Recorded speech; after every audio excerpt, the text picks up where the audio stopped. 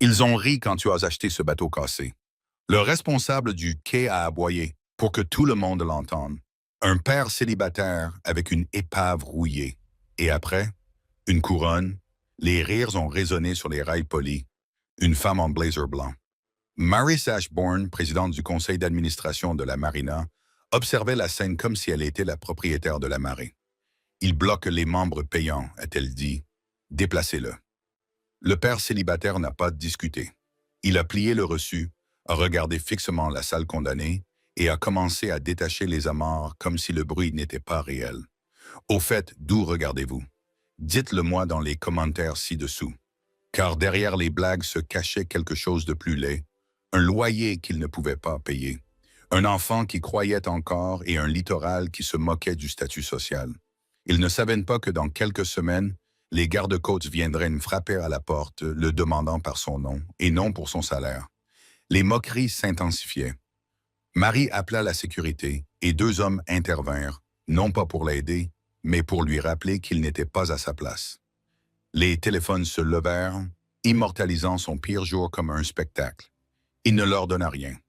Pas de supplication, pas de colère, juste une respiration lente, des mains fermes et des yeux rivés sur le bateau.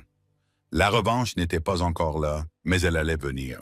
La peinture cloquait sous sa paume et une étiquette rouge condamnée pendait du taquet comme un verdict. Pour Maurice, c'était un déchet près de ses amarres étincelantes. Pour Rowan Hale, c'était une dernière porte qui n'avait pas claqué. Il avait amené son fils Elliot parce qu'il n'y avait personne d'autre. Le garçon restait près de lui avec sa boîte à lunch cabossée, suivant chaque rire. Rowan sentit son vieil instinct remonter. Prendre le coup pour que ton enfant n'ait pas à le faire.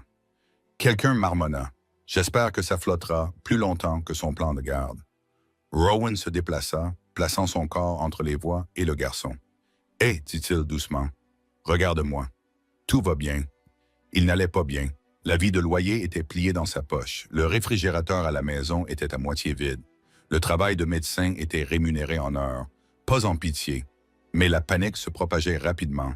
Et Rowan avait appris il y a des années que le calme pouvait être un bouclier. Maris s'approcha, son parfum tranchant l'air salé. « Vous ne pouvez pas travailler là-dessus ici, » dit-elle d'une voix douce et définitive. L'assurance n'autorise pas les amateurs. Rowan jeta un coup d'œil à la traverse fissurée, puis au yacht qui brillait comme des trophées. « Je ne travaille pas sur le vôtre, dit-il. J'ai acheté le mien. » Son sourire se crispa. Ce n'était pas le bateau qui l'avait offensé, c'était le mot « le mien ». « Sécurité », répéta-t-elle. « Assurez-vous qu'il ne traîne pas ici. » Un garde hésita, jetant un coup d'œil à Elliot. Cette petite pause en dit long à Rowan. Même ici, la vue d'un enfant pouvait changer le cours des choses. Ils chassèrent Rowan du quai principal et lui fourrèrent les papiers dans les mains comme s'ils étaient sales. Maris s'éloigna déjà, au téléphone, parlant de normes et d'images. Rowan guida Elliot vers le chantier de maintenance, l'endroit où le pouvoir ne regardait jamais. Derrière les bidons de carburant et les palettes empilées, l'air changea. Diesel, métal, vrombissement des générateurs, cliquetis honnête du travail. Un mécanicien nommé Santi se pencha depuis un compartiment moteur. « C'est vous qui avez acheté le skiff condamné. » Rowan acquiesça. Santi laissa échapper un sifflement discret. « Soit vous êtes courageux, soit vous êtes fauché. » La bouche de Rowan se tordit. Les deux. Il grimpa sur le pont et écouta. Pas les rires qui s'évanouissaient derrière lui. Ses voix s'ennuyaient déjà, mais à cause des plaintes de la salle. Un craquement ici, un son creux là. Son esprit cartographia sans effort les pointes de tension. Renforcer les nervures, remplacer les fixations, sceller les joints. Il ne l'annonça pas. Il passa à l'action. Ses gants étaient vieux, cousus et recousus. Le genre de gants que l'on garde quand on leur fait confiance dans des endroits pires qu'une marina. Une pâle cicatrice parcourait son poignet, à moitié caché lorsqu'il le fléchissait, et Elliot lui avait posé des questions à ce sujet une fois. Rowan avait simplement répondu « Le travail, puis changé de sujet. » À présent, alors qu'il vérifiait le câblage de la pompe BGE et mesurait le tirant d'eau avec un bout de corde, ses mains semblaient trop sûres pour un homme que tout le monde qualifiait de personne. Même Santi s'arrêta, les sourcils levés comme s'il venait de voir les contours d'une histoire enfouie à l'intérieur. Elliot s'agenouilla près d'une charnière rouillée. « Je peux aider? » Rowan lui tendit une petite brosse et du solvant. « Nettoie les boulons lentement. » Pointe. Le visage du garçon s'illumina comme si on lui avait confié une tâche importante. Rowan l'observait et quelque chose dans sa poitrine se détendit juste assez pour lui permettre de respirer. Il garda les yeux fixés sur la poupe, pensant aux récifs à l'extérieur du brise-lames et aux tempêtes qui transformaient les riches jouets en épaves. Il se disait qu'il reconstruisait un bateau pour pêcher, pour gagner sa vie, pour survivre. Mais la vérité sous-jacente était plus stable. Il reconstruisait la foi de son fils, planche après planche. Sur la jetée principale, le rire de Maurice Ashbourne retentit à nouveau, aussi aigu qu'un cri. Rowan ne leva pas les yeux. Il posa sa clé sur le premier boulon et le serra avec régularité, précision, comme si la mer avait déjà commencé le compte à rebours. La clé ne s'arrêta de tourner que lorsque la lumière passa du doré au gris et que les générateurs du chantier vrombissaient plus fort que les rires provenant de la jetée principale. Rowan s'essuya les mains sur un chiffon déjà noir d'huile, sentant le regard d'Elliot posé sur lui. « Ça va? » demanda le garçon à voix basse. Rowan acquiesça. « Oui, le chemin est long, c'est tout. » De l'autre côté du chantier, Santi était appuyé contre un coffre à outils. « Tu comptes mettre cette chose au monde ici? » demanda-t-il. « La direction ne va pas apprécier. »« Ils n'ont pas à apprécier, » répondit Rowan. « J'ai juste besoin d'un accès à l'eau. Ce qu'il ne dit pas, c'est que cet accès coûtait de l'argent. Permis, frais d'amarrage temporaire, inspection de sécurité conçue pour décourager toute personne ne disposant pas d'un hall raffiné et d'un badge d'adhérent. » Comme si elle avait été convoquée par cette pensée, Maurice Ashbourne réapparut à l'entrée de la zone de travail, ses talons claquant sur le béton. Elle n'entra pas complètement. Les gens comme elle ne le faisaient jamais. « Vous avez été informé, dit-elle d'un ton sec, que tous les travaux de restauration nécessitent d'une autorisation, une assurance responsabilité civile, une conformité environnementale et une habilitation de sécurité. » Rowan descendit du bateau et se plaça subtilement entre elle et Elliot. « C'est un achat privé, je m'en occuperai. » Son regard se posa sur ses bottes, sur les genoux rapiécés de son jean. « Je m'en occuperai. » Elle eut un petit rire. « Tu peux à peine te permettre de le mettre à quai. » Les mots le touchèrent, mais il continua à respirer lentement. « Je m'en occuperai. » Maris l'étudia comme s'il était une tâche impossible à nettoyer. « Tu as 48 heures pour retirer ce bateau de cette marina, » dit-elle. « Sinon, nous le remorquerons nous-mêmes. » Elliot se raidit. Rowan le sentit avant même de le voir. « Compris, » répondit-il d'un ton neutre.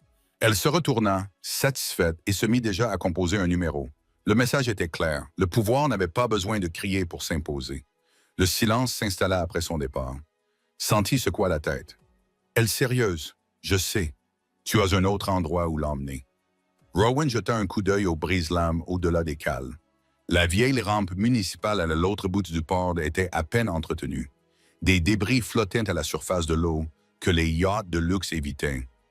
Pas de prestige, pas de raffinement, juste la marée et le risque. « Oui, dit-il finalement.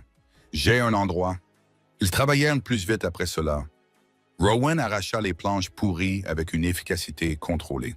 Il renforça les nervures avec de l'aluminium de qualité marine récupéré qu'il avait acheté à bas prix quelques semaines auparavant. Chaque mesure était précise, chaque boulon serré à la bonne tension. Santi observait avec une curiosité silencieuse. « Tu as déjà fait ça avant ?» demanda Santi à un moment donné. Rowan ne leva pas les yeux.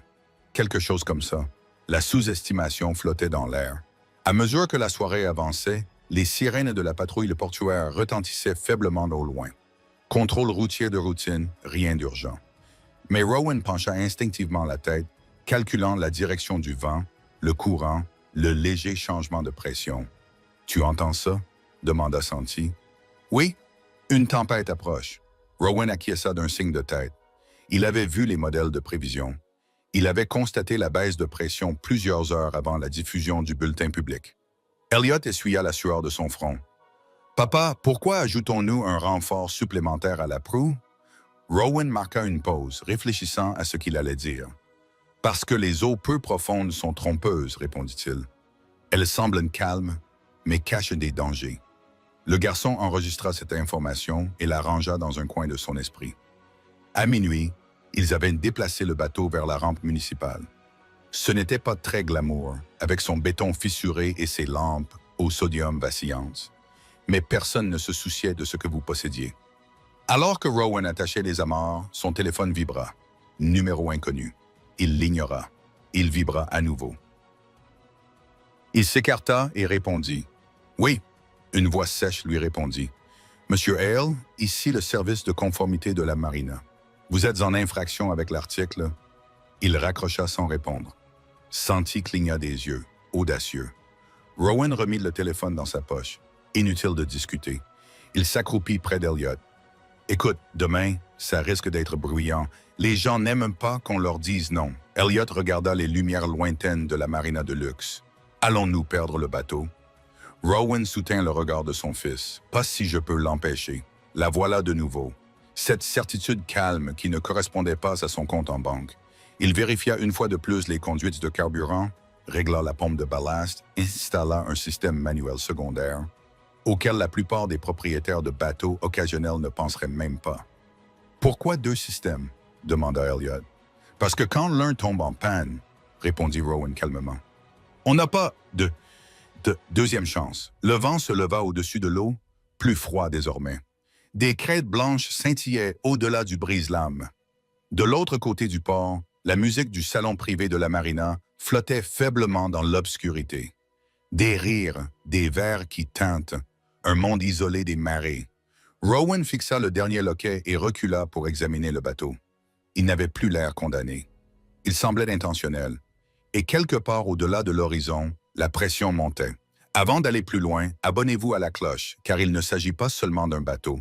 Il s'agit de ce qui se passe lorsque le pouvoir sous-estime la préparation. Rowan ne savait pas encore à quel point cette préparation allait bientôt compter. Mais la mer, elle, le savait. Le vent ne s'était pas calmé pendant la nuit. Il soufflait contre la petite rampe municipale comme un avertissement que personne d'autre ne semblait entendre. Rowan était déjà réveillé avant l'aube, serrant le dernier support sous le fort avant, tandis qu'Elliot dormait recroquevillé sous une couverture dans le camion. La lampe au sodium au-dessus d'eux clignotait, projetant de longues ombres agitées sur le revêtement en aluminium qui n'existait pas 2 jours auparavant. Il passa sa main sur le hall renforcé et écouta, non pas avec ses oreilles, mais avec sa mémoire. Chute de pression, changement de courant, la façon dont les eaux peu profondes amplifiaient l'impact au lieu de l'absorber. Une camionnette s'arrêta derrière lui. Un stagiaire de la patrouille portuaire, à peine âgé d'une vingtaine d'années, en sortit en ajustant sa casquette. Le nom était lisible sur l'écusson. « Vous ne pouvez pas rester ici longtemps, » dit Calder, mais son ton manquait d'autorité, plus curieux que conflictuel. Rowan acquiesça sans lever les yeux. Juste le temps de finir. Calder fit lentement le tour du bateau. Ce truc avait été déclaré hors d'usage le mois dernier. Les étiquettes s'enlèvent. Calder s'accroupit et tapota la couture renforcée avec ses jointures. « Vous avez modifié l'alignement des nervures. » Rowan marqua une pause. La plupart des gens ne le remarqueraient pas. « Il fallait les redistribuer, » répondit-il.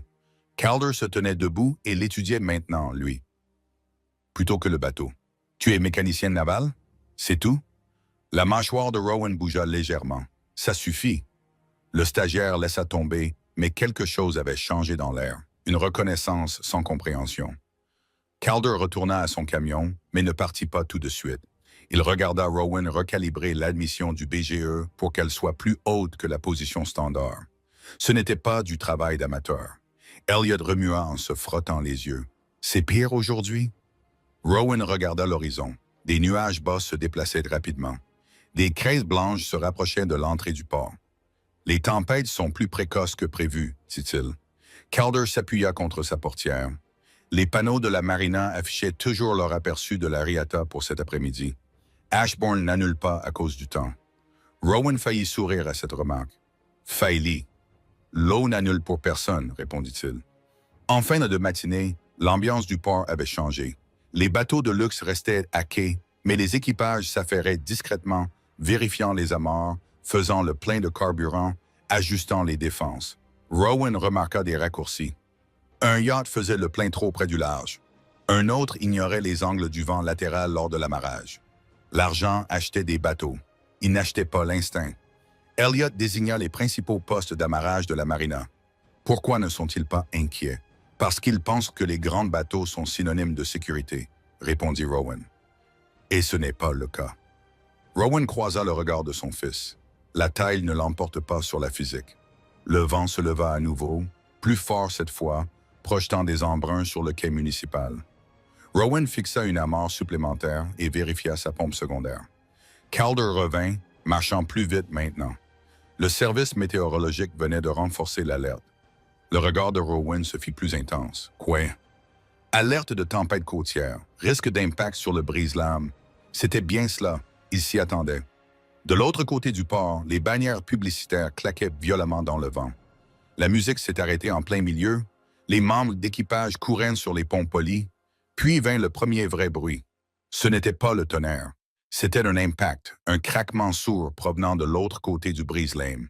Calder jura entre ses dents. Le jet ski avait dépassé les balises. Rowan était déjà en mouvement. « Restez ici », dit-il à Elliot. Le garçon attrapa sa manche. « Papa, je reviens tout de suite. » Calder leva sa radio, la voix tendue. Embarcation non identifiée près de la zone peu profonde. Risque de chavirement. Un autre impact résonna. Plus proche, les yeux de Rowan balayèrent automatiquement le chenal. Distance, angle, dérive des débris. Les bateaux de sécurité de la marina de luxe tentèrent de prendre la mer, mais leur tirant d'eau plus important les obligea à ralentir près des côtes. « Trop peu profond », marmonna Calder. « Ils vont s'échouer. » Le regard de Rowan se porta sur son propre bateau. Bout renforcé à faible tirant d'eau, système de commande manuel. Il s'en approcha sans expliquer pourquoi. Calder le remarqua. « Tu ne peux pas simplement... »« Elle est plus légère, » dit calmement Rowan. « Moins de tirant d'eau. Tu es certifié. » Rowan ne répondit pas. De l'autre côté du port, le chaos s'intensifiait. Une sirène de yacht retentit. Quelqu'un cria un nom que le vent emporta faiblement. La radio d'Ashbourne Calder grésilla. La fille du président du conseil d'administration a disparu. Je répète, elle a disparu. Les mots pesaient lourdement dans l'air. Rowan sentit immédiatement le changement.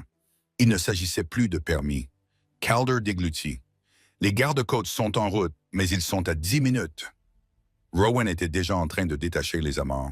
« Vous n'avez pas l'autorisation, » dit Calder. Mais la protestation semblait faible, même à ses oreilles. « L'autorisation n'aura plus d'importance dans 5 minutes, » répondit Rowan. Elliot restait figé près du camion, les yeux écarquillés, mais sans panique. Il avait confiance en ce qu'il voyait. Calder hésita puis baissa la voix. « Si vous vous trompez, moi je ne me trompe pas. » Ce n'était pas de l'arrogance, juste un constat. Une autre vague s'écrasa sur le brise-lames, projetant des embruns hauts dans le ciel gris. Rowan monta sur son bateau et démarra le moteur. Celui-ci répondit immédiatement, régulier, contrôlé. Calder fixait la coque renforcée, fendant proprement les eaux qui bloquaient les bateaux plus grands. « Tu as déjà fait ça avant », dit doucement le stagiaire. Rowan ajusta l'accélérateur d'un mouvement minimal. Quelque chose comme ça. Derrière eux, les élites de Marina se rassemblèrent le long de la jetée, la panique remplaçant l'élégance. Parmi eux, Marissa Ashbourne agrippa la rambarde, le visage décoloré.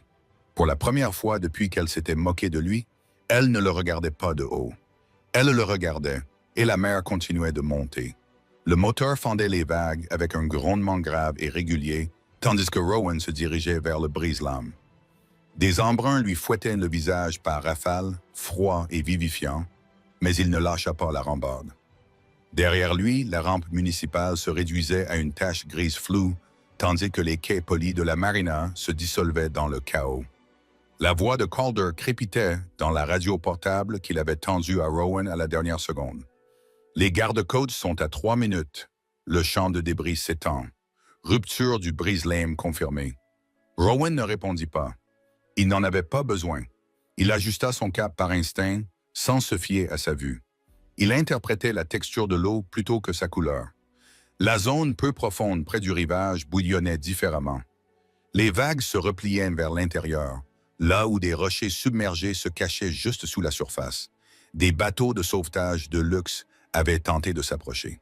Il en voyait un maintenant, immobilisé et reculant maladroitement pour éviter de s'échouer. Trop lourd, trop lent, papa. La voix de Elliot résonnait faiblement dans son esprit, même si le garçon était désormais en sécurité derrière lui. Concentration. Un autre impact retentit, suivi du bruit caractéristique de la fibre de verre frottant contre la roche. Rowan ralentit légèrement et laissa le courant pivoter sa proue à un angle que la plupart n'auraient jamais osé prendre. Le blindage renforcé sous lui absorba le choc des turbulences cachées sans broncher. Un éclair lumineux provenant d'une coque renversée apparut au-delà des balises brisées. Un jet ski à moitié submergé. Il fit un tour complet, scrutant les environs. Là, un léger mouvement entre les vagues. Il coupa le moteur au bon moment et laissa l'élan le faire glisser suffisamment près pour voir une main sortir de l'eau avant de disparaître à nouveau. Pas un mouvement inutile. Il ôta sa veste extérieure et fixa le volant avec un verrouillage habile. Avant que la vague suivante ne déferle, il plongea. Le froid le frappa comme un coup de poing dans les côtes, mais il le traversa sans encombre, les yeux ouverts malgré la brûlure du sel. La visibilité était faible. La porte dérivait comme un couteau lent dans l'eau. Il suivit la direction du dernier mouvement et la trouva empêtrée dans la corde de remorquage du jet ski, inconscient, entraîné sous l'eau par son poids et le courant. Laia Ashbourne. Il n'hésita pas. D'une main, il stabilisa son menton au-dessus de l'eau, tandis que de l'autre, il saisit le couteau de plongée discrètement accroché à sa ceinture. La vieille lame qu'il avait installée quelques jours plus tôt sans explication. D'un coup précis, il trancha la corde. Il refit surface avec elle juste au moment où une vague s'écrasait sur le brise-lames, le bruit résonnant dans l'air et dans les eaux. Sur la jetée de la marina, Maurice Ashbourne le vit sortir des vagues, emportant sa fille. La foule eut le souffle coupé, non pas par le drame, mais par l'impossibilité de la situation. Il les ramena au bateau avec une urgence maîtrisée, hissant Laia à bord avec une efficacité prudente. Il vérifia ses voies respiratoires, son pouls, sa respiration, dégagea ses voies respiratoires, la retourna sur le côté tandis que l'eau s'écoulait de ses poumons. « Allez !» murmura-t-il d'une voix calme, sans désespoir. Il comprima une fois, 2 fois. Elle toussa. Le son transperça le bruit de la tempête, plus aigu que n'importe quelle sirène. Derrière lui, le bateau des gardes-côtes apparut dans un rugissement, mais ralentit rapidement près du rivage. Trop profond. Rowan fit signe d'un geste sec de la main, leur indiquant de rester à la profondeur qui leur était permise. Il redémarra son moteur et navigua en diagonale pour éviter les pires turbulences, empruntant le même chenal étroit qu'il avait mémorisé des années auparavant à partir de cartes que la plupart des plaisanciers n'étudiaient jamais. Lorsqu'il atteignit une profondeur sûre, l'équipage du garde-côte transféra Laia à bord avec une précision urgente. Le commandant Iris Valdez se tenait à la rambarde, observant Rowan attentivement. Son regard ne s'attardait pas sur le bateau, mais sur lui. « Vous êtes certifié pour le sauvetage en mer ?» demanda-t-elle par-dessus le vent. Rowan secoua la tête une fois. Non. Elle ne semblait pas convaincue. Ils sécurisèrent Laia et se dirigèrent à toute vitesse vers Harbor Medical Staging. Rowan coupa son moteur et laissa le silence remplir l'espace où l'adrénaline avait régné. La tempête continuait de faire rage, mais en lui, tout ralentissait. Il fit demi-tour vers la marina. Alors qu'il s'approchait, la foule sur la jetée s'écarta sans qu'il ait besoin de donner d'instructions. Plus de rires, seulement un silence stupéfait. Maris se tenait au bord, trempé par les embruns, son blazer blanc collé à ses épaules. Pendant un instant, elle ressemblait moins à une présidente de conseil d'administration qu'à une mère qui avait failli tout perdre. Rowan attacha sa corde et monta sur le quai. Elle ouvrit la bouche, mais aucun son n'en sortit. Il n'attendait pas de remerciements. « Le niveau de l'eau continue de monter, dit-il calmement. Éloignez vos bateaux des quais intérieurs, sinon ils entreront en collision lorsque la vague reviendra. » Ce n'était pas une suggestion, c'était un conseil. Elle acquiesça instinctivement, obéissant. Les agents de sécurité qui l'avaient escorté quelques jours auparavant le regardaient maintenant comme s'ils voyaient quelqu'un de complètement différent. Elle est stable, selon les gardes-côtes. Légère hypothermie, commotion cérébrale, mais elle respire par elle-même. Rowan expira lentement. De l'autre côté de la jetée, quelqu'un murmura. « Comment a-t-il su où chercher? » Maurice retrouva enfin sa voix. « Vous avez eu de la chance. » Rowan la regarda dans les yeux sans méchanceté.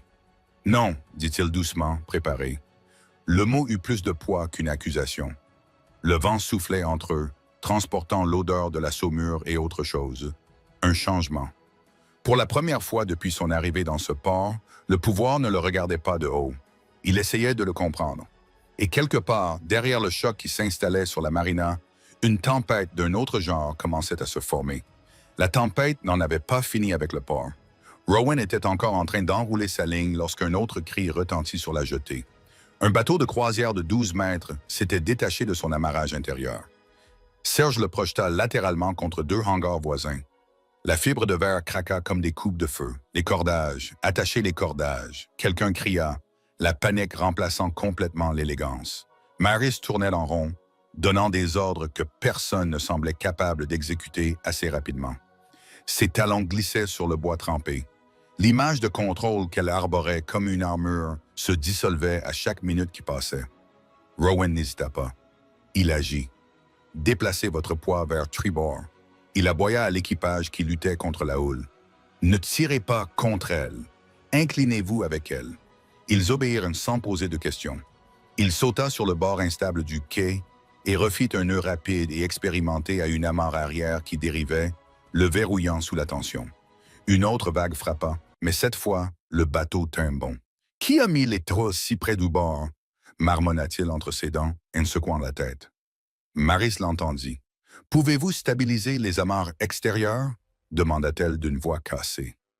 Malgré ses efforts pour paraître calme, il observa le mouvement de l'eau pendant 2 secondes. Pas avec un courant aussi fort. Il faut d'abord relâcher la pression. Comment?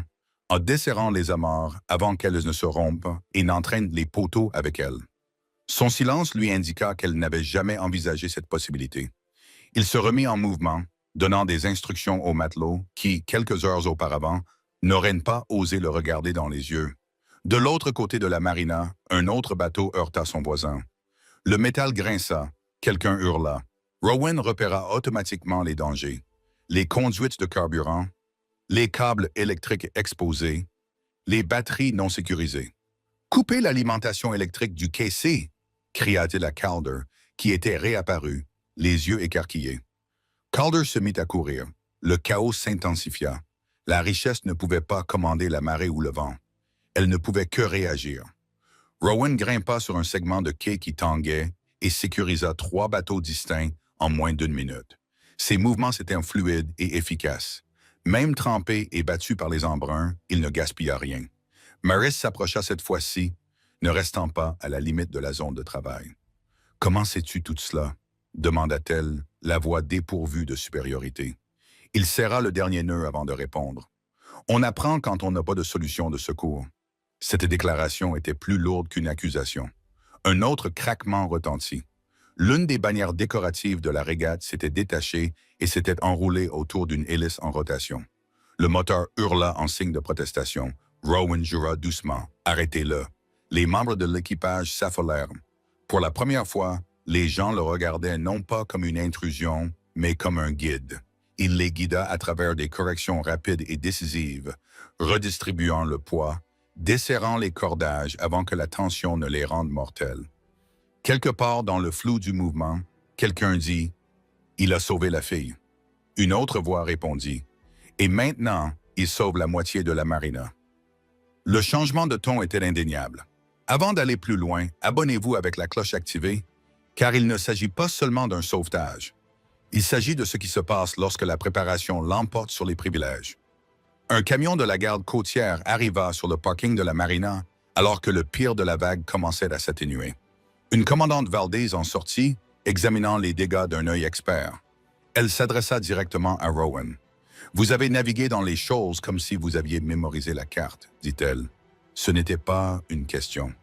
Rowan essuya l'eau salée sur son front. « Vous avez passé du temps avec eux. À faire quoi? » Il hésita brièvement. « Travailler. » Valdez examina la proue renforcée de son bateau. Le couteau de plongée se remit en place. La respiration calme d'un homme qui n'avait jamais semblé surpris par le chaos. « Vous n'avez pas improvisé là-bas, dit-elle doucement.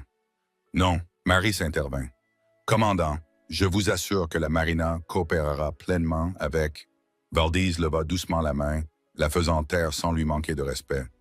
Elle resta concentrée sur Rowan. « Vous avez coupé le câble de remorquage sous l'eau, » continua-t-elle. « Dans des conditions de faible visibilité, ce n'est pas une compétence récréative. » Il ne répondit pas. Le vent finit par se calmer, laissant derrière lui des débris, et un silence aussi épais que le brouillard. Le regard de Valdez s'aiguisa légèrement. « Nous aurons besoin d'une déclaration. » Rowan acquiesça d'un signe de tête tandis que les équipes d'urgence stabilisaient les restes des amarres. Des murmures parcoururent des membres rassemblés comme la marée sous le sable. Un père célibataire l'a sauvé d'un bateau condamné. Rowan se tourna vers la rampe municipale où Elliot l'attendait. Le garçon courut vers lui avant qu'il ne l'atteigne, enroulant ses bras autour de sa veste trempée, sans se soucier du froid ou des témoins. « Tu as réussi », souffla Elliot. Rowan s'accroupit à la hauteur de son fils. « Nous l'avons fait », corrigea-t-il doucement. Derrière eux, Maris observait cet échange avec une expression nouvelle.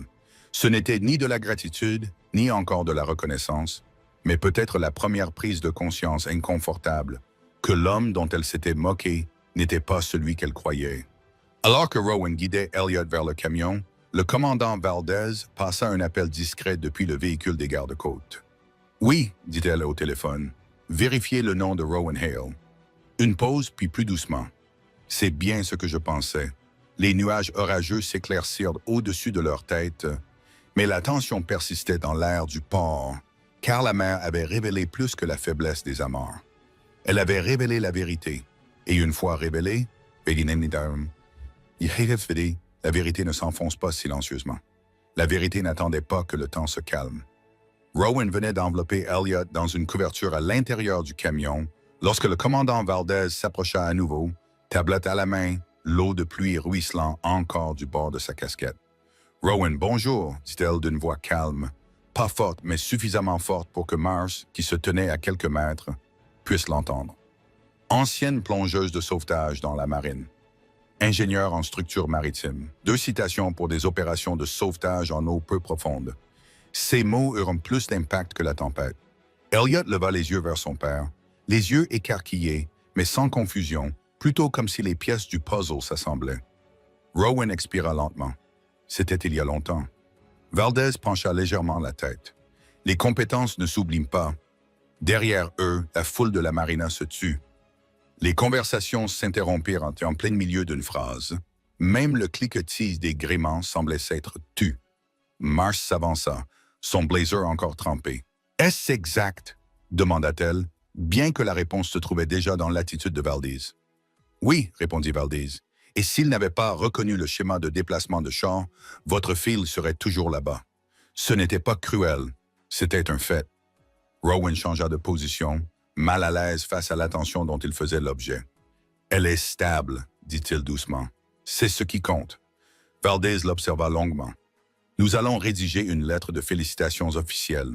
Ce n'est pas nécessaire, si ça l'est. » Maris déglutit, son sang-froid commençant à s'effriter. « Monsieur Hale Rowan, j'ai peut-être mal jugé la situation. » Il ne la laissa pas terminer. « Vous avez jugé ce que vous avez vu, » dit-il calmement. « C'est ainsi que fonctionne cet endroit. » Ces mots n'étaient pas durs. Ils n'avaient pas besoin de l'être. Elliot tira légèrement sur la manche de son père. « Tu étais dans la marine ?» Rowan s'accroupit à nouveau, se mettant à la hauteur de ses yeux. « Oui. Pourquoi ne me l'avez-vous pas dit ?» Il hésita. La vérité pesait plus lourd que n'importe quel métal. « Parce que ce n'est plus qui je suis aujourd'hui, » répondit-il. « Aujourd'hui, je suis ton père. » Elliot réfléchit à cela, puis se montra insatisfait. Autour d'eux, les membres du port de plaisance se remirent à murmurer. Cette fois, ce n'était pas pour se moquer, mais pour se réajuster, mal à l'aise. Le bateau condamné n'était pas une épave. Il avait été conçu. Mars s'approcha, la voix plus douce. « Tu as renforcé la coque intentionnellement pour résister à l'impact de Shaw, n'est-ce pas bon? »« Oui. »« Tu t'attendais à une tempête. Je m'attends toujours à des tempêtes, » répondit-il. La radio de Valdez grésilla, confirmant que Laia était consciente et demandait sa mère. Maris ferma brièvement les yeux, l'émotion prenant finalement le dessus sur son attitude. Oui, lorsqu'elle les rouvrit, l'arrogance qui caractérisait autrefois son ton avait disparu. « Je te dois la vie de ma fille, » dit-elle. Rowan ne répondit pas immédiatement. Il jeta un coup d'œil vers les quais de la marina où les ouvriers réparaient encore les cordages cassés sous la supervision de Calder. « Vous leur devez de meilleurs protocoles de sécurité dans les docks, » dit-il finalement. « Et vous devez du respect à votre personnel. » La foule l'entendit. Maris l'entendit. Valdez n'interrompit pas. La dynamique d'autorité avait changé sans cri, sans spectacle. Maris se redressa lentement. Vous avez raison. C'était simple, mais c'était public. Les mots se répandirent sur le quai comme une décharge électrique. Santi s'approcha, essuyant la graisse sur ses mains. « Je ne pensais pas que vous étiez juste un mécanicien de quai, » marmonna-t-il avec un demi-sourire.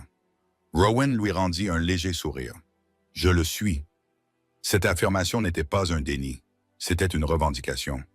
Valdez recula, s'apprêtant à partir. « Nous vous tiendrons au courant de la cérémonie de commémoration, dit-elle. Une reconnaissance officielle. Rowan se raidit légèrement à ces mots.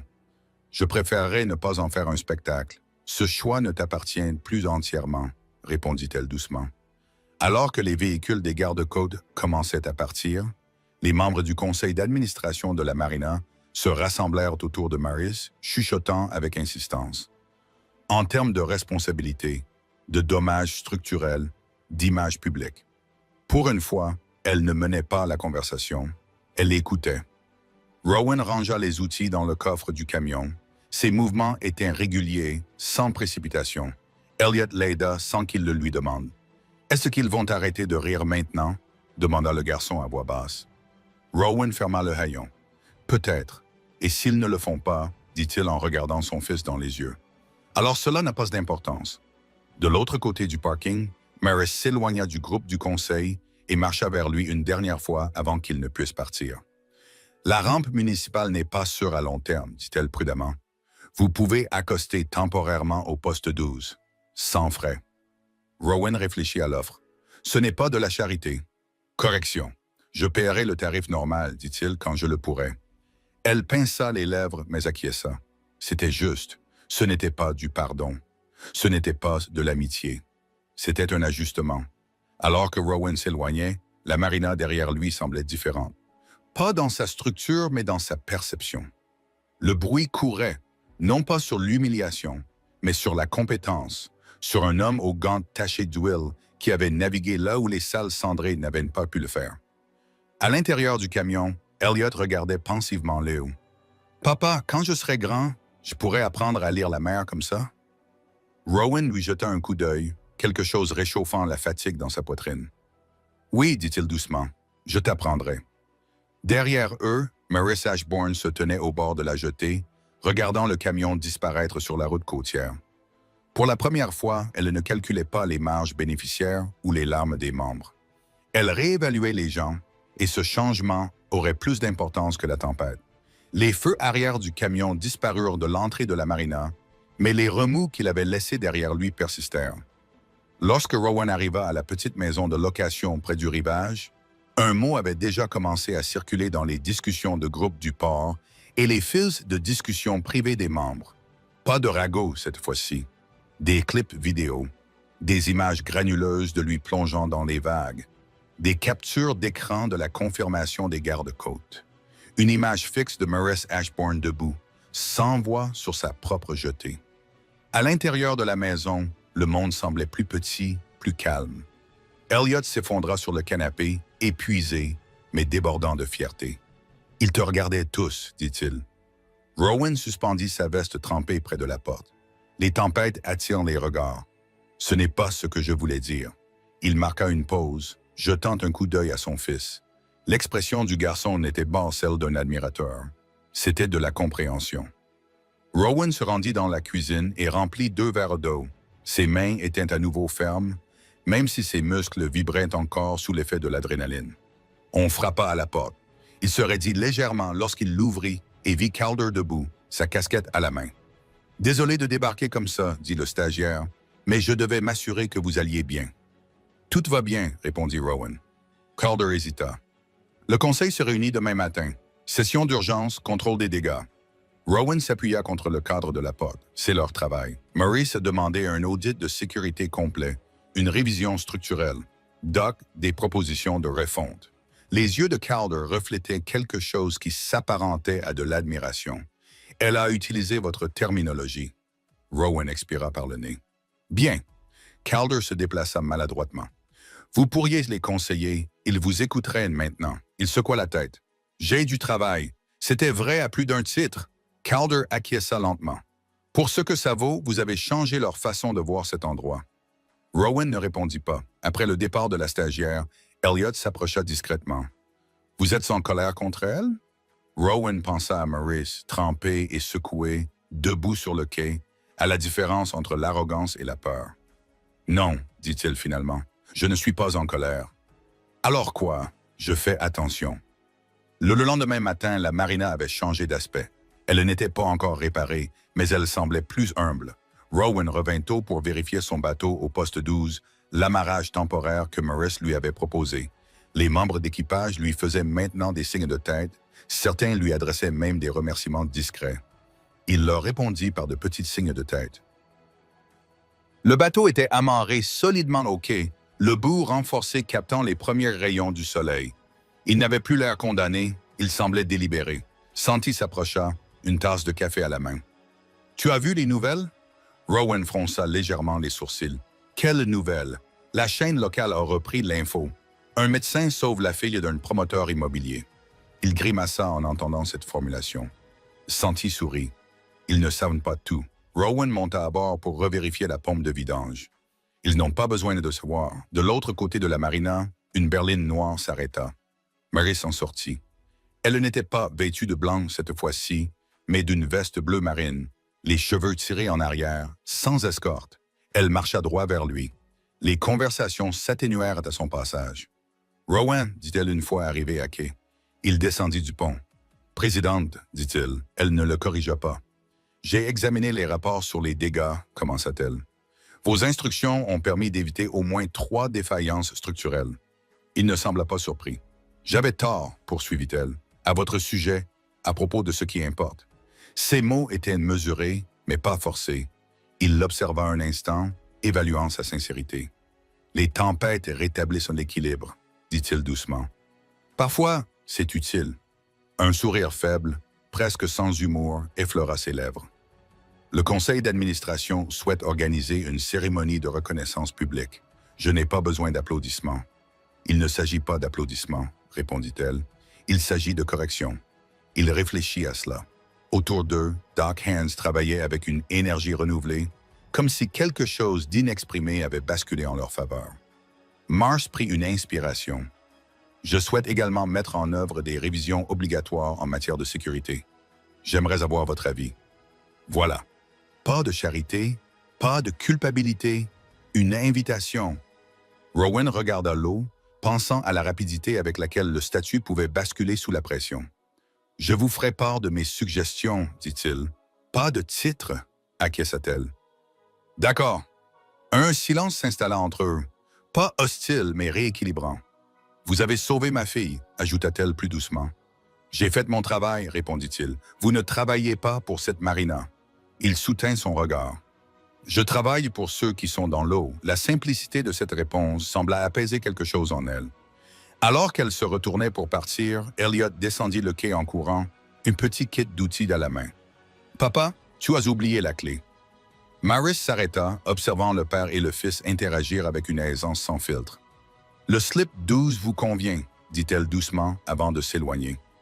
Rowan remonta à bord et resserra un support qui n'avait pas vraiment besoin d'être resserré. Elliot lui sourit. « Il ne rigne pas. »« Non, acquiesça Rowan, mais il savait que quelque chose de plus profond que le rire avait changé. Le pouvoir avait vu la compétence dans des gants tachés d'huile, et une fois vue, elle ne pouvait plus être ignorée. Le pouvoir ne disparaissait pas du jour au lendemain. Il était réorganisé. Au milieu de la semaine, le slip 12 était devenu un repère discret. Pas de tape à l'œil, pas surélevé, juste stable. Rowan travaillait avec la même concentration que d'habitude. Il ajustait les faisceaux de Curlos et renforçait les joints du pont comme si rien n'avait changé. Mais tout avait changé. Le personnel de la marina lui demandait désormais son avis avant de fixer les amarres. Les stagiaires de la patrouille portuaire s'attardaient plus longtemps près de sa naissance. Même les propriétaires de yachts hochaient la tête avec quelque chose qui ressemblait à du respect plutôt qu'à du mépris. Ils n'encourageaient pas cela. Ils ne le rejetaient pas non plus. Ils travaillaient, tout simplement. Santi se pencha par-dessus la balustrade en milieu de matinée. « Tu t'ennuies? La cérémonie est finalisée, dit-il. Samedi, en public. » Rowan serra un boulon sans lever les yeux. « Je croyais avoir dit que je n'en avais pas besoin. Tu n'en as pas besoin, répondit Santi. Mais eux, oui, ce point était plus difficile à contester. De l'autre côté du quai, Maris se tenait avec les deux entrepreneurs qui examinaient les plans. Elle fit un geste vers les cales intérieures, d'un ton direct, mais sans dédain. Rowan saisit des bribes de conversation. Révision de l'espacement des taquets, renfort de toutes les structures porteuses, protocole de l'orgage d'urgence, sa terminologie, non empruntée, adoptée.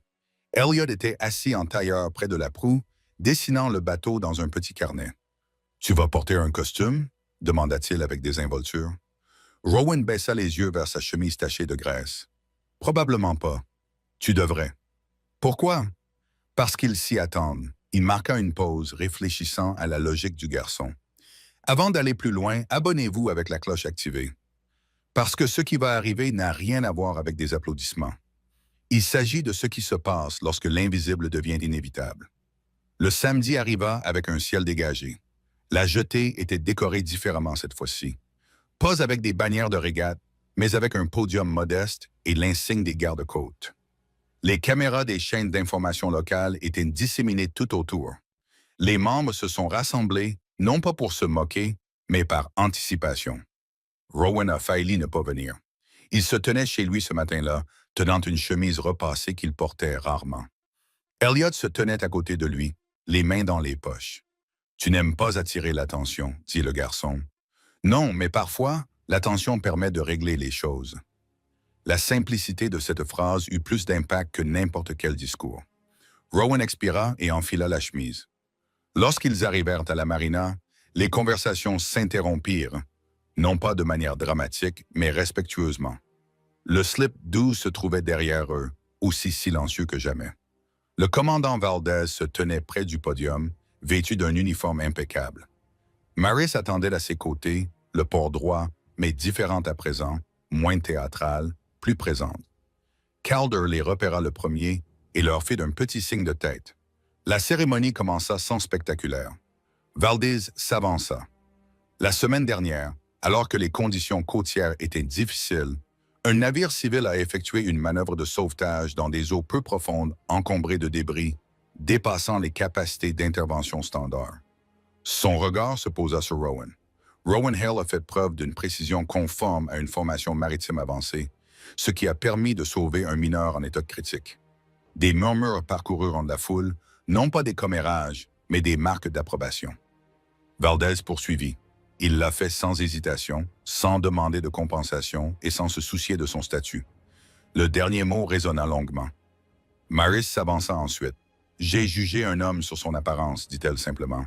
Cette erreur aurait pu coûter la vie à ma fille. Sans se défendre, sans excuse. » Rowan sentit l'épaule d'Elliot effleurer légèrement son flanc. « La marina mettra en œuvre des révisions de sécurité permanentes basées sur les recommandations de M. Hale, ajouta Maris. Avec effet immédiat, cette partie était plus importante que n'importe quelle plaque. Valdez présenta une distinction encadrée. Rowan l'accepta à deux mains, sans la lever haut, sans prendre la pose. Les appareils photo crépitèrent. Pendant une fraction de seconde, l'image capturée n'était pas celle d'un héros savourant sa victoire. C'était celle d'un père debout, immobile. Des applaudissements suivirent. Pas tonitruants, mais sincères. Rowan monta sur le podium uniquement parce que le silence l'y obligeait. « Je n'ai pas besoin de reconnaissance, dit-il simplement. Mais les quais ont besoin d'une meilleure sécurité. L'eau se moque de savoir à qui appartient quoi. » Il fit une pause, scrutant les visages qui avaient autrefois ri. La préparation l'emporte sur la fierté. Il recula. Pas de grands discours, pas de mise en scène, juste la vérité. Alors que la foule se dispersait, Santi lui donna une tape dans le dos. Pas mal pour un mécanicien de quai.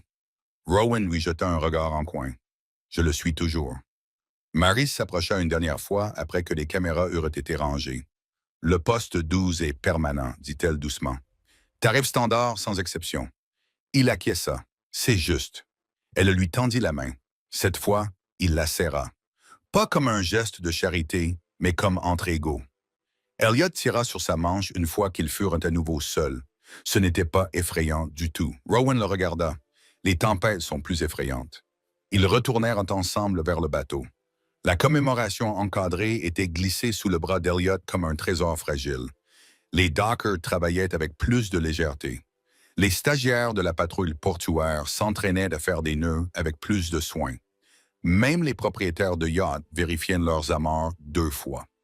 La marina n'avait pas changé de structure. Elle avait changé de culture. Et ce changement discret, pratique, irréversible, était la véritable victoire. Les applaudissements s'estompèrent, mais le travail continua. Le lundi matin, Rowan était de retour sous le pont du quai 12, remplaçant une boîte de jonction corrodée tandis qu'Elliot lui tendait les outils sans qu'il ait besoin de les demander. La médaille encadrée était rangée dans le camion, elle n'était pas exposée. La reconnaissance avait changé la routine. Ce qui avait changé, c'était le trafic. 2 entrepreneurs de la marina s'approchèrent en milieu de matinée avec des plans révisés du quai. « La présidente nous a demandé de vous les montrer », dit l'un d'eux en déroulant les plans sur une caisse renversée. Rowan s'essuya les mains et examina les plans. L'emplacement des taquets avait été élargi. Des systèmes de largage rapide d'urgence avaient été ajoutés. Les points de renfort recalculés pour résister à l'impact des vagues. Il hocha la tête une fois. Déplacez ce renfort de 15 cm vers l'intérieur. Sinon, le couple de la vague le cassera. Ils ont immédiatement noté le changement, sans discuter. De l'autre côté du port, Calder supervisait les stagiaires qui s'entraînaient à affronter les tempêtes avec un sérieux renouvelé. Et la différence était visible. Moins de performance, plus de précision. Rowan remonta à bord de son bateau, vérifiant à nouveau le BGE. Par habitude. Toujours par habitude. Elliot s'appuya sur la rambarde.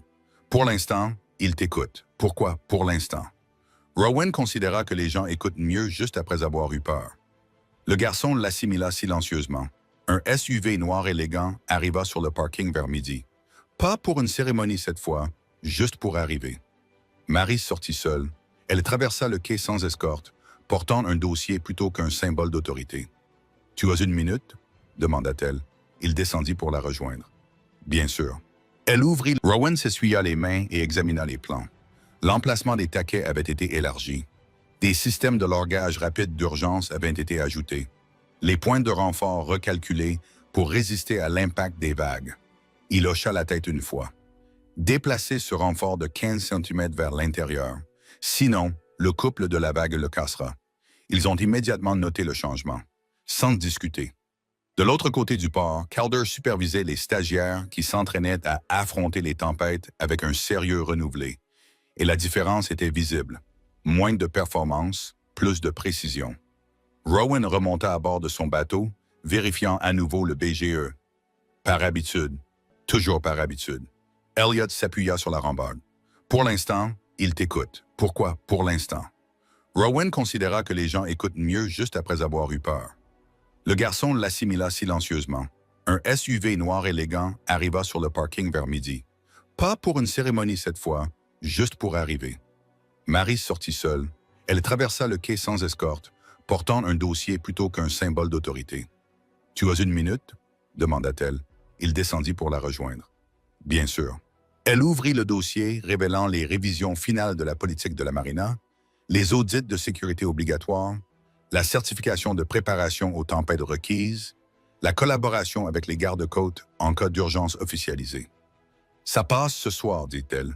Soutien unanime. » Rowan étudia les pages. Bien, elle hésita avant de continuer. « Il y a autre chose. » Il attendit. « Ma fille m'a posé des questions à votre sujet. » Son expression ne changea pas. « Elle se souvient de vous sous l'eau, » dit Maurice doucement. « Elle a dit que vous aviez l'air calme. » Rowan serra légèrement les mâchoires. La panique se répand. « Elle veut vous remercier personnellement. Ce n'est pas nécessaire. » Maurice croisa son regard. C'est important pour elle. Un silence s'installa entre eux. « Je passerai à l'hôpital, » dit-il finalement brièvement. Un soulagement passa sur son visage, subtil mais sincère. Alors qu'elle se retournait pour partir, elle s'arrêta à nouveau. « Vous aviez raison au sujet du respect. » Le mot avait désormais tout son poids. Lorsqu'elle s'éloigna, la marina ne s'écarta pas par crainte. Elle s'écarta par reconnaissance. Plus tard dans l'après-midi, Rowan et Elliot se rendirent à l'hôpital qui surplombait le port. Le bâtiment sentait le stérile et était loin de l'air salant, mais à travers les fenêtres supérieures, on pouvait encore voir l'eau, rappelant à quel point la frontière avait été mince. Laia Ashbourne était assise bien droite dans son lit, pâle mais alerte. Un bandage lui entourait la tempe. Lorsque Rowan entra, elle l'observa avec une intense tranquillité. « Vous n'aviez pas l'air effrayé, dit-elle. Il haussa légèrement les épaules. « Tu l'étais ?» Elle sourit faiblement. « Je ne pouvais pas bouger. »« Je sais. » Elliot se tenait à côté de son père, mal à l'aise mais fier. « Merci, dit simplement là. Rowan acquiesça. « La prochaine fois, vérifie les horaires des marées avant de dépasser les balises. » Elle rit doucement, grimaçant à ce mouvement. Marie observait depuis le coin, ses yeux reflétant quelque chose qui n'existait pas auparavant. De l'humilité sans humiliation. La visite fut brève. Pas de photos, pas de discours, juste une conclusion. Sur le chemin du retour, Elliot regardait par la fenêtre le littoral défiler. « C'est fini maintenant ?» demanda-t-il. Rowan y réfléchit. Le bateau était en sécurité. Les politiques changeaient. Les rires avaient disparu. Mais les tempêtes reviendraient. « Ce n'est pas fini, dit-il. Juste prêt. » Ce soir-là, le poste d'amarrage 12 captura le coucher de soleil différemment des postes d'amarrage de luxe d'autrefois. Il n'était plus isolé ni négligé. Santi le rejoignit sur le quai et lui tendit une tasse de café. « Tu te rends compte, dit Santi, tu fais partie de cet endroit maintenant. » Rowan but une gorgée. « Je l'ai toujours été. La différence, c'était la visibilité. Les lumières clignotaient dans la marina alors que le crépuscule s'installait. Les bateaux se balançaient doucement dans une eau plus calme, amarrés de manière plus réfléchie qu'auparavant. Calder passa en courant, saluant d'un signe de tête. Les membres du conseil d'administration ne chuchotaient plus lorsqu'ils passaient. Ils posaient des questions et ils répondaient. Non pas en tant qu'ancien officier, ni en tant que héros, mais simplement en tant qu'homme qui comprenait la mer. Elliot monta à bord et passa la main sur la proue renforcée. Elle n'a plus l'air cassée. Rowan suivit son regard. « Non, dit-il doucement, elle ne l'est plus. » L'étiquette condamné avait disparu. À sa place se trouvait quelque chose de plus solide que la fierté. Une preuve. La preuve que la compétence discrète survit au ridicule. La preuve que la préparation remodèle le pouvoir. Et la preuve que parfois, le lieu destiné au travail devient le lieu qui mène. Même avec des politiques réécrites et des applaudissements derrière elle, le pouvoir n'abandonnait pas facilement ses habitudes. La réunion d'urgence du conseil d'administration ce soir-là n'était pas cérémonielle. Elle était stratégique. Rowan n'avait pas prévu d'y assister, mais Calder s'était arrêté au slip 12 juste avant le crépuscule. « Tu devrais entendre ça », avait-il dit doucement. « Certains membres ne sont pas ravis. » Rowan se tenait donc à l'arrière de la salle de conférence de la marina, ses bottes tachées d'huile sur le carrelage poli, Elliot à ses côtés, un cahier à la main. Le contraste n'avait pas disparu. Il s'était simplement déplacé à l'intérieur. Marie s'était assise en bout de la longue table en verre. Autour d'elle, les membres du conseil d'administration, vêtus de vestes sur mesure, feuilletaient les copies imprimées des révisions de sécurité proposées. Un homme s'éclaircit la gorge. Ces mises à niveau sont coûteuses. Les audits obligatoires, les taquets renforcés, les systèmes de secours ne relevaient pas de la compétence des gardes-côtes. Maris ne broncha pas. Nous avons failli perdre une vie. C'était une anomalie. Rowan sentit Elliot se crisper à côté de lui. Un autre membre intervint et fit appel à des consultants externes, des mécaniciens influents sur la politique. Cela crée un précédent. Le voilà. Le statut se protégeant lui-même. Maris croisa calmement les mains. La compétence crée un précédent. Quelques regards se tournèrent vers le fond de la salle. Rowan ne s'avança pas. Il n'en avait pas besoin. Le premier membre du conseil s'est penché en arrière. Nous apprécions ce qu'il a fait, mais l'émotion ne peut dicter l'infrastructure à long terme. La voix de Maris s'est légèrement aiguisée. La physique dicte l'infrastructure et il le comprend. Un silence épais s'est installé. Rowan a finalement pris la parole. Pas fort, pas de façon dramatique. Le couple de surtension au niveau du glissement interne C a dépassé la tolérance de 12% la semaine dernière, a-t-il déclaré d'un ton calme. L'espacement actuel de vos taquets ne peut pas absorber cette charge pendant le rebond. Plusieurs membres du conseil clignèrent des yeux. Il continua, calme et précis. Si vous n'ajustez pas l'alignement des renforts, la prochaine tempête ne fissurera pas la fibre de verre. Elle arrachera complètement les poteaux. Pas de voix élevée, pas d'embellissement, juste des faits. Une femme de l'autre côté de la table fronça les sourcils en regardant ses papiers. Comment pouvez-vous connaître le couple exact de la variance? Rowan croisa son regard sans hostilité, parce que je l'ai mesuré. Des murmures se propagèrent. Il n'avait pas cherché à s'imposer. Il avait rassemblé des données. Maris laissa le silence s'installer avant de reprendre la parole. Nous pouvons débattre de la fierté, dit-elle, ou nous pouvons prévenir les dégâts. Le dissident du début soupira. Très bien, votons. Les mains se levèrent lentement au début, puis toutes en même temps, à l'unanimité. Rowan sentit la petite main d'Elliot se resserrer brièvement autour de sa manche. À la fin de la réunion, plusieurs membres du conseil d'administration s'approchèrent de lui. Non pas avec condescendance, mais avec un respect prudent. « Vous êtes certain de l'ajustement de la telle ?» demanda l'un d'eux. « Oui, et le protocole de libération rapide est essentiel. » Ils acquiescèrent et en prenant des notes. L'énergie de la pièce avait changé, pas de façon spectaculaire, mais de manière décisive. Ils s'éloignèrent de la table une fois que les autres se furent dispersés. « Vous n'étiez pas obligé de parler, dit-elle. Pour la première fois depuis son arrivée quelques semaines plus tôt, avec une salle condamnée et un reçu plié, Rowan sentit quelque chose de différent s'installer dans sa poitrine. Pas la victoire, mais la stabilité. Le pouvoir avait essayé de le renvoyer, puis il avait essayé de le contenir. Maintenant, il s'était adapté à lui. Il monta à bord de son bateau et passa une fois de plus la main sur la proue renforcée. Le métal était frais sous sa paume, solide, indifférent aux opinions. Elliot grimpa à côté de lui. « Ont-ils enfin cessé de te sous-estimer ?» demanda le garçon. Rowan regarda le port sombre où les lumières se reflétaient de manière régulière sur une eau plus calme. « Ils ont cessé de sous-estimer la mer, dit-il doucement. Et cela suffisait. La marina ne revint pas à la normale. Elle se recalibra. La semaine suivante, de nouveaux taquets étaient installés le long du quai C. Les entrepreneurs renforcèrent les alignements des renforts exactement là où Rowan les avait marqués.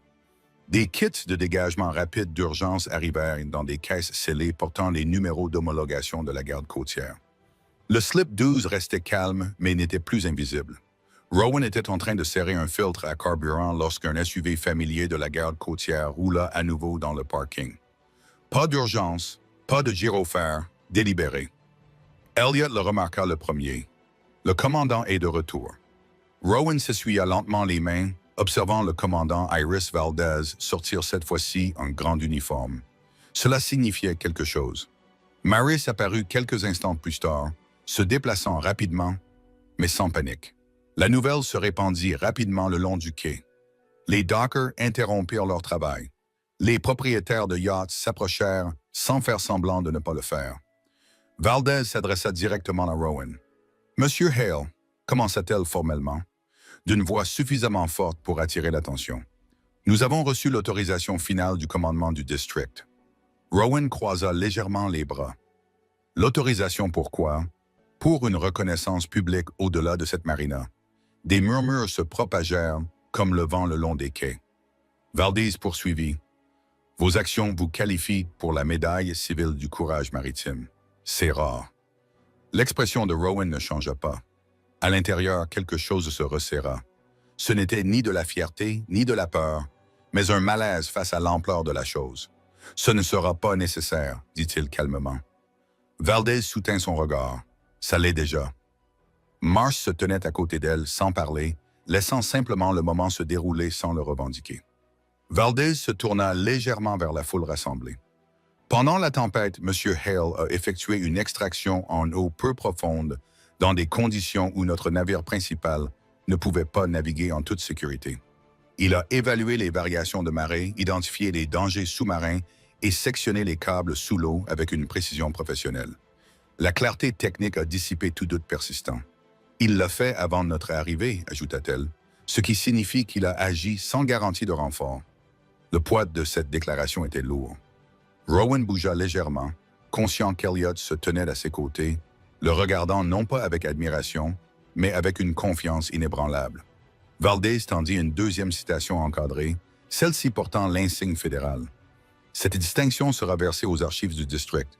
Il l'a acceptée avec la même retenue que précédemment. Pas de main levée, pas de mise en scène. La foule s'est remise à applaudir, mais cette fois-ci, ce n'était pas hésitant. C'était unanime.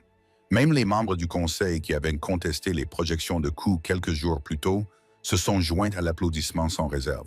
Maurice s'avança une fois les applaudissements calmés. « Il y a encore une chose, dit-elle. La Marina financera une série d'ateliers communautaires sur la sécurité maritime, gratuite pour les familles locales. » Elle jeta un coup d'œil à Rowan. « Si vous êtes prêt à animer la première session. » Il cligna des yeux, sincèrement surpris. « Je ne suis pas conférencier. »« Vous êtes un exemple, » répondit-elle. Un murmure d'approbation parcourut les dockers. Santi s'écria depuis l'arrière. « Je viendrai. » Calder leva la main. « Moi aussi. » Rowan regarda Elliot. Le garçon sourit. « Tu serais doué pour ça. » Pendant un long moment, Rowan observa l'eau au-delà de la jetée. La même eau qui avait failli coûter une vie, la même eau qui avait révélé plus que la fierté n'aurait jamais pu le faire. « D'accord, dit-il enfin. Une session. » Valdez s'autorisa un léger sourire. Mars tendit à nouveau la main, non pas de manière cérémonielle cette fois, mais en signe de partenariat. Il la serra, non pas parce qu'elle avait complètement changé, mais parce qu'elle essayait. Alors que la foule se dispersait, les conversations prenaient un ton différent. Personne ne mentionnait plus l'étiquette « condamné ». Personne ne plaisantait plus sur la rouille ou les reçus. Au lieu de cela, ils parlaient d'angles de renfort, de tables démarrées, de systèmes de redondance, de préparation. Elliot tira sur la manche de son père une fois qu'ils furent seuls près de la proue. « Cela signifie-t-il que nous restons ?» demanda-t-il. Rowan regarda autour de lui la marina, les quais renforcés, les ouvriers ajustant les cordages avec une nouvelle conscience. Le président du conseil d'administration parlant aux entrepreneurs sans condescendance. « Oui, répondit-il doucement. Nous restons. » L'après-midi, le vent n'apportait aucun signe de tempête, seulement l'air salin et le bourdonnement d'un travail bien fait. La commandante Valdez retourna à son véhicule, s'arrêtant une fois pour jeter un coup d'œil au poste d'amarrage 12. Elle ne vit pas un mécanicien du quai. Elle vit un homme qui avait pris les devants lorsque les autorités n'avaient pas su le faire, et elle comprit quelque chose que la plupart des gens de la marina commençaient tout juste à comprendre. Le vrai leadership ne s'annonce pas. Il réagit. Rowan monta à bord de son bateau et vérifia la chaîne de l'ancre par habitude. Elliot le suivit, imitant soigneusement chacun de ses gestes. Sur la jetée principale, Maurice les observa un instant avant de retourner vers le bureau du conseil d'administration, non plus au-dessus d'eux, non plus à part, mais faisant partie de la même marée. Le respect avait remplacé le ridicule. La politique avait remplacé la fierté, et le lieu destiné au travail était tranquillement devenu le lieu qui dirigeait. Le premier atelier sur la sécurité maritime se remplit plus vite que prévu. Les familles de la marina se tenaient aux côtés des pêcheurs locaux qui n'avaient jamais été invités à franchir les portes extérieures. Les dockers faisaient la queue à côté des propriétaires de yachts. Les adolescents qui considéraient autrefois le brise-lames comme un décor pour leurs photos tenaient désormais des tables des marées imprimées dans leurs mains. Rowan se tenait à l'avant de la jetée, non pas derrière un podium, mais juste à côté de son bateau. Le slip 12, l'endroit dont il se moquait. Il ne portait pas de costume. Il portait les mêmes gants tachés d'huile. « La tempête se fiche du prix que vous avez payé pour votre bateau », commença-t-il d'une voix calme. « Elle se soucie de la façon dont vous l'avez sécurisé. Pas de théâtre, pas de grands gestes, juste la vérité. » Elliot se fraya un chemin à travers la petite foule, distribuant des listes de contrôle de sécurité plastifiées qu'il avait aidé à concevoir. Son écriture marquait les marges. Toujours vérifier 2 fois les nœuds, entouré 2 fois. Maurice se tenait à l'écart, sans diriger, sans contrôler, écoutant. Lorsque Rowan a montré comment lire les changements subtils du courant en observant la disposition des débris plutôt que la hauteur des vagues, même les propriétaires de bateaux chevronnés se sont penchés. Calder a aidé à placer l'équipement, répétant les instructions que Rowan lui avait données une fois en pleine tempête. Quelque chose avait changé dans la marina. Pas au niveau de la surface, mais au niveau structurel. Une fois l'atelier terminé, les familles sont restées plus longtemps que prévu. Les questions ont remplacé les suppositions. Les conversations ont dépassé les barrières sociales qui semblaient autrefois immuables. Un pêcheur à la retraite a serré la main de Rowan. « Vous avez rendu cet endroit plus sûr », a-t-il dit doucement. Rowan a hoché la tête une fois. « Nous l'avons fait. » À l'approche du crépuscule, la foule s'est dispersée lentement. Le slip 12 a retrouvé son calme.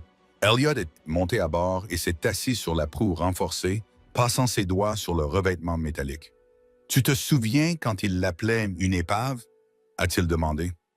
Rowan s'est appuyé contre la rambarde. « Oui, ça n'a plus l'air d'une épave. »« Non, parce que ça n'en a jamais été une. » Maurice s'approcha sans prévenir, les mains enfoncées dans les poches de sa veste. « Le rapport de conformité à la sécurité est revenu, dit-elle.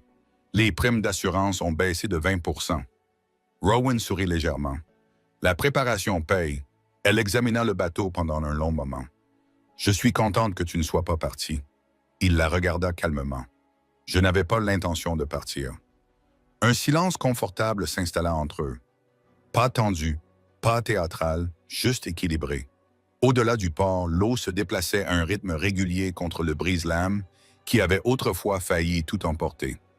Rowan monta sur le quai et jeta un coup d'œil à la rangée de bateaux amarrés qui s'étendait vers le large. Les ouvriers travaillaient désormais avec détermination. Les propriétaires de yachts arrimaient leur équipement sans qu'on ait besoin de le leur rappeler. Les stagiaires de la patrouille portuaire s'entraînaient régulièrement sans se plaindre.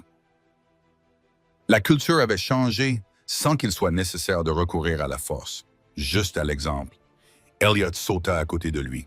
« Quelle injustice allons-nous réparer ensuite ?» demanda le garçon d'un ton léger. Rowan rit doucement, une à la fois. Les citations encadrées reposaient toujours dans le camion, non encadrées, non exposées, car la véritable preuve n'était pas le papier. Elle se trouvait dans les renforts, les taquets élargis, le respect discret tissé dans la routine quotidienne. Ils ont ri quand le père célibataire a acheté un bateau cassé. Quelques semaines plus tard, les gardes-côtes ont frappé à sa porte. Mais le véritable revirement n'était pas le coup frappé à la porte. C'était ce qui s'est passé après. Une marina qui mesurait autrefois la valeur par le polish, la mesurait désormais par la préparation. Une présidente qui autrefois protégeait son statut, protégeait désormais la sécurité. Un garçon qui autrefois regardait son père endurer les moqueries, le regardait désormais remodeler une communauté sans élever la voix. Rowan posa sa main sur l'épaule d'Elliot. « Ce n'était pas une question de moquerie, dit-il doucement. C'était une question de ne pas abandonner. » Les lumières du port s'allumèrent une à une, se reflétant de manière régulière sur l'eau calme. Le pouvoir n'avait pas été détruit. Il avait été réparé. Et une réparation bien faite dure plus longtemps que les applaudissements. Si vous connaissez le titre de la prochaine histoire, dites-le moi. Abonnez-vous et ne manquez pas notre prochaine histoire. Votre enfant n'a pas sa place ici. C'est ce qu'a dit le conseil scolaire à un père célibataire. Puis, le silence s'est installé dans la pièce. Dites-moi dans les commentaires quelle injustice nous devrions combattre.